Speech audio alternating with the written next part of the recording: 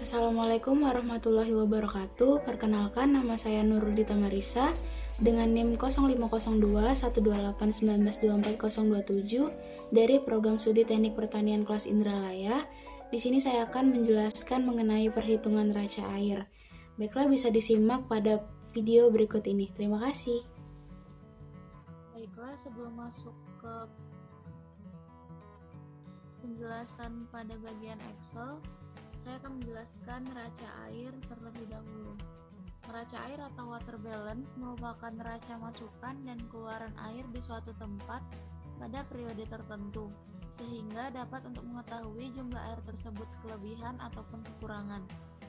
Kegunaan mengetahui kondisi air pada surplus dan defisit dapat mengantisipasi bencana yang kemungkinan terjadi serta dapat pula untuk mendayagunakan air sebaik-baiknya. Terdapat macam-macam neraca air. Yang pertama yaitu model neraca air umum, yang kedua model neraca air lahan, dan yang ketiga model neraca air tanaman. Untuk model neraca air umum, biasanya menggunakan data-data klimatologis yang berguna untuk mengetahui berlangsungnya bulan-bulan basah atau jumlah curah hujan melebihi kehilangan air untuk penguapan dari permukaan tanah atau evaporasi maupun penguapan dari sistem tanaman atau transpirasi, dan penggabungan keduanya itu biasanya dikenal sebagai evapotranspirasi. Untuk model neraca air lahan, itu merupakan penggabungan data-data klimatologis dengan data-data tanah, terutama data kadar air pada kapasitas lapang atau KL, kadar air tanah pada titik layu permanen atau TLP, dan air tersedia atau WHC atau Water Holding Capacity. Kapasitas lapang adalah keadaan tanah yang cukup lembab yang menunjukkan jumlah air terbanyak yang dapat ditahan oleh tanah terhadap gaya tarik gravitasi. Air yang dapat ditahan tanah tersebut akan terus-menerus diserap akar tanaman atau menguap sehingga tanah makin lama makin kering. Pada suatu saat, akar tanaman itu tidak lagi mampu untuk menyerap air sehingga tanaman menjadi layu. Untuk model neraca air tanaman, itu merupakan model penggabungan data klimatologis, data tanah, dan data tanaman. Neraca air ini dibuat untuk tujuan khusus pada jenis tanaman tertentu. Data tanaman yang digunakan adalah data koefisien tanaman pada komponen keluaran dari neraca air. Neraca air adalah gambaran potensi dan pemanfaatan sumber daya air dalam periode tertentu. Dari neraca air ini dapat diketahui potensi sumber daya air yang masih belum dimanfaatkan dengan optimal. Secara kuantitatif, neraca air menggambarkan prinsip bahwa selama periode waktu tertentu, masukan air total sama dengan keluaran air total ditambah dengan perubahan air cadangan atau change in storage. Nilai perubahan air cadangan ini dapat bertanda positif ataupun negatif. Konsep neraca air pada dasarnya menunjukkan keseimbangan antara jumlah air yang masuk, yang tersedia, dan yang keluar dari sistem atau subsistem tertentu. Manfaat dari neraca air yang pertama yaitu digunakan sebagai dasar pembuatan bangunan penyimpanan dan pembagi air serta saluran-salurannya. Yang kedua sebagai dasar pembuatan saluran drainase dan teknik pengendalian banjir. Dan yang ketiga sebagai dasar pemanfaatan air alam untuk berbagai keperluan pertanian seperti tanaman pangan, hortikultura, perkebunan, kehutanan, hingga perikanan. Selanjutnya yaitu komponen neraca air. Terdapat beberapa komponen yang perlu diperhatikan dalam menghitung neraca air. Yang pertama yaitu kapasitas menyimpan air atau jumlah ruang pori, yang kedua infiltrasi, yang ketiga runoff, yang keempat evapotranspirasi, yang kelima curah hujan, dan yang keenam jenis vegetasi.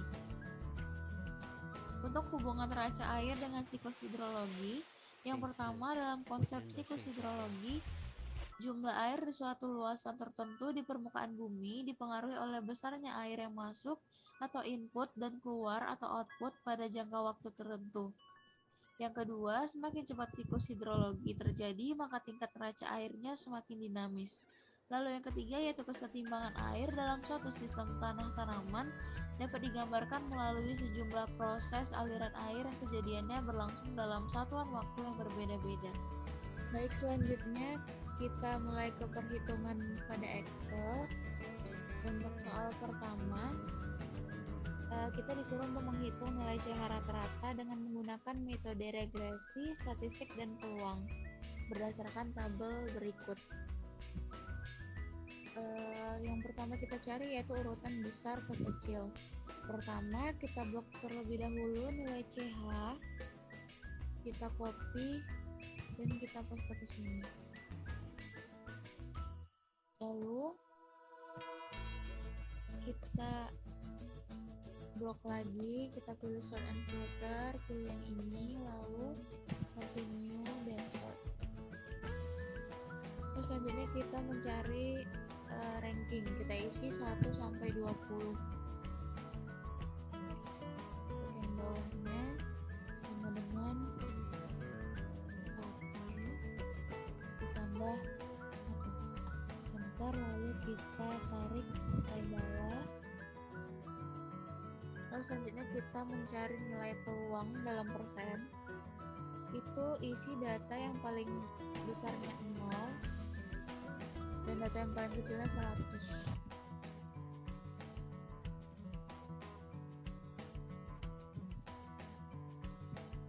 Sebelum kita mengisinya, kita harus mengetahui terlebih dahulu interval persen peluang dari CH ini.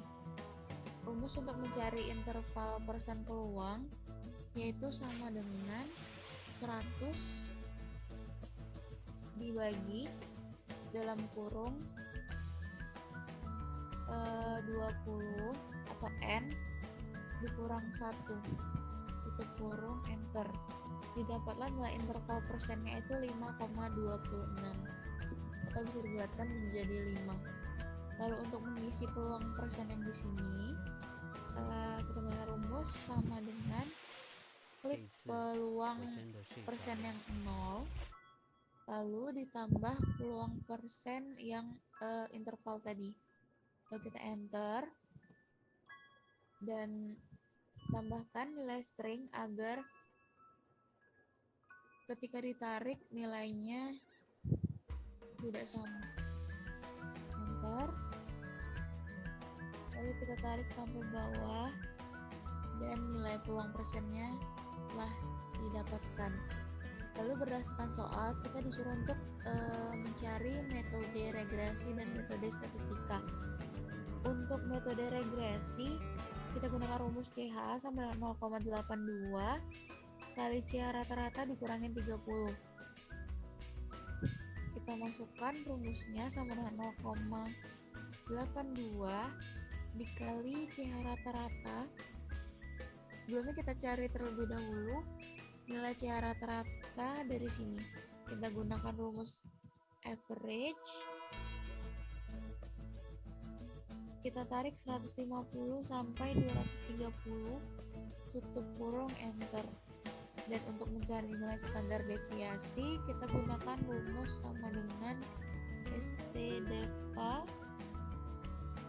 Kita tarik 150 sampai 230, tutup kurung enter. Lalu kita masukkan ke rumus metode regresi yang tadi. 0,82 dikali CH rata-rata dikurangi 30. Enter, didapatlah hasil 87,01. Terus selanjutnya kita cari metode statistika dengan rumus CH sama dengan CH rata-rata dikurangi 0,9 dikali standar deviasi. Sama dengan CH rata-rata dikurangi 0,9 dikali standar deviasi. Enter, lalu dapatkanlah hasil 82,53. Selanjutnya kita ke nomor 2.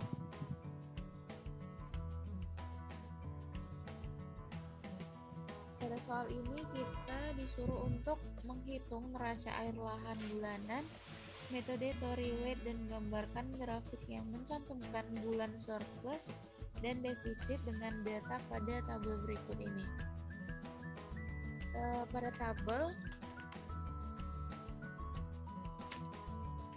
telah diketahui data CH dan ETP dari bulan Januari hingga bulan Desember. dan diketahui pula nilai KL, TLP, dan AT di soal.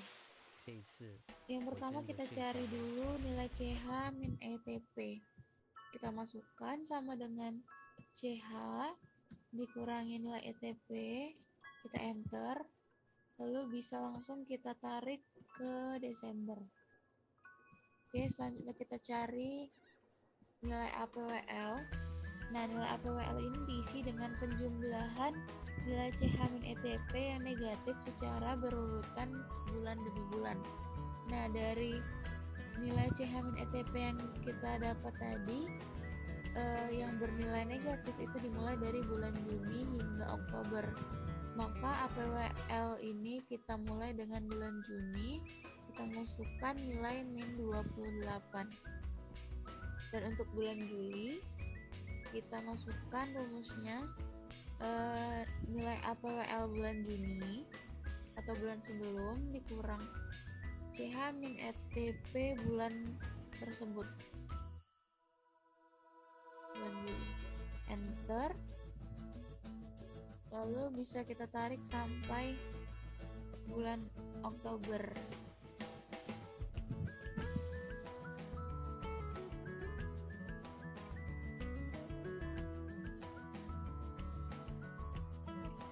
Lalu untuk yang bernilai positif itu diisi dengan 0 semuanya.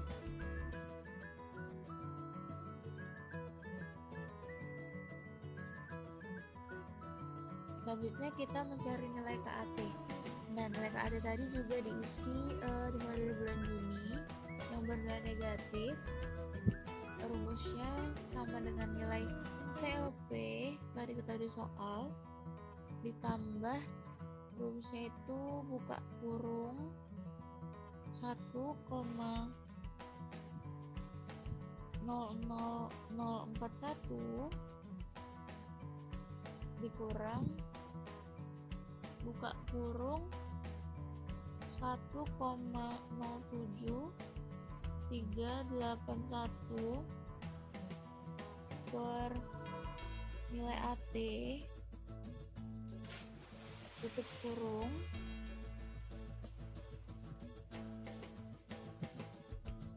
pangkat nilai APWL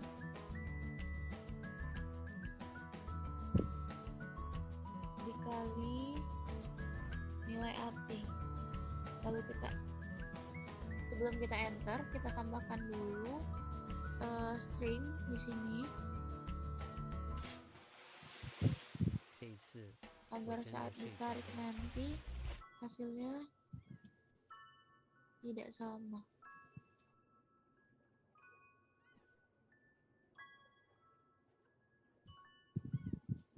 Oke, enter. Lalu kita tarik sampai bulan Oktober. Dan yang untuk bernilai positif pada bulan Januari ini rumusnya 0 ditambah dengan nilai CH min ETP, enter. Lalu untuk bulan Februari kita masukkan nilai AT sebelum ditambah nilai CH min ETP, enter. Lalu kita tarik sampai bulan Mei. Dan untuk bulan November kita masukkan rumus yang sama, nilai KAT sebelum ditambah nilai CH min ETP bulan tersebut, enter. Lalu kita tarik ke Desember. Untuk nilai DKAT itu kita gunakan rumus nilai KAT bulan tersebut dikurangi nilai KAT bulan sebelumnya. Untuk bulan Januari kita gunakan bulan sebelumnya, yaitu bulan Desember, yaitu sama dengan KAT Januari dikurang KAT Desember.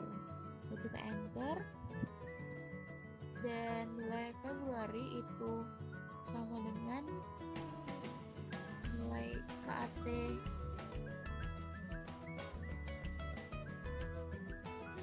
Februari nilai KAT bulan sebelum. Enter. Lalu bisa kita tarik sampai Desember.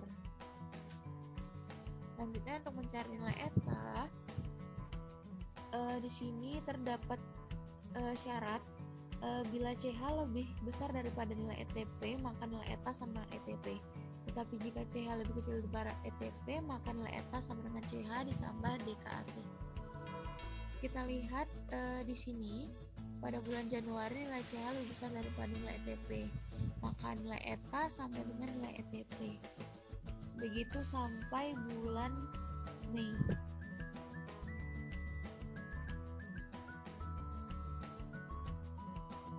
Sama dengan ETP, sama dengan ETP, sama dengan ETP. Nah, pada bulan Juni itu nilai CH-nya lebih kecil daripada ETP, maka kita gunakan rumus ETA sama dengan nilai CH ditambah dengan nilai DKAT. Lalu kita enter, bisa kita tarik sampai bulan Oktober, dan di bulan November itu nilai CH-nya lebih besar daripada nilai ETP, maka nilai ETA sama dengan nilai ETP. Begitu juga dengan bulan Desember, bisa kita tarik saja. Oke, selanjutnya yaitu mencari defisit. Untuk mencari defisit, kita gunakan rumus ETP dikurang ETA. Nilai ETP dikurangi nilai ETA. Enter, lalu bisa kita tarik sampai bulan Desember. Untuk nilai surplus, itu kita gunakan rumus S sama dengan CH min ETP min DKAT.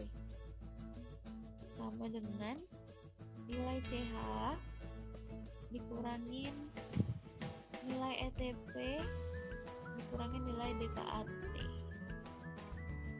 Enter, lalu bisa kita tarik sampai Desember. Oke, untuk yang terakhir kita cari runoff. Runoff di sini kita gunakan rumus sama dengan jika pada bulan Januari kita gunakan nilai surplusnya bulan Desember, yaitu rumusnya 50% dikali sama nilai surplus bulan sebelumnya, yaitu bulan Desember.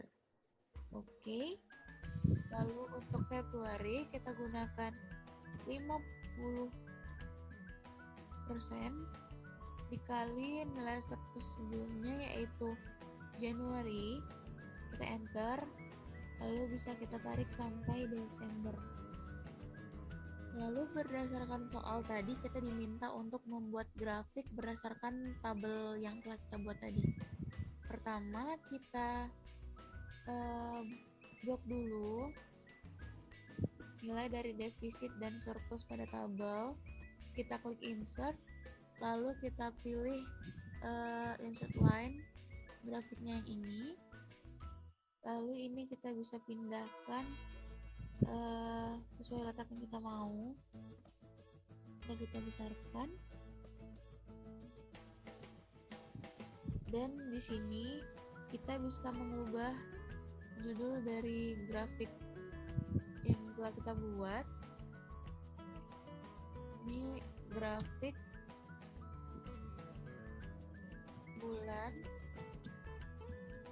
surplus dan defisit. Oke, mungkin sekian penjelasan yang bisa saya sampaikan. Jika ada salah kata atau salah perhitungan, saya mohon maaf. Sekian. Wassalamualaikum warahmatullahi wabarakatuh. Terima kasih.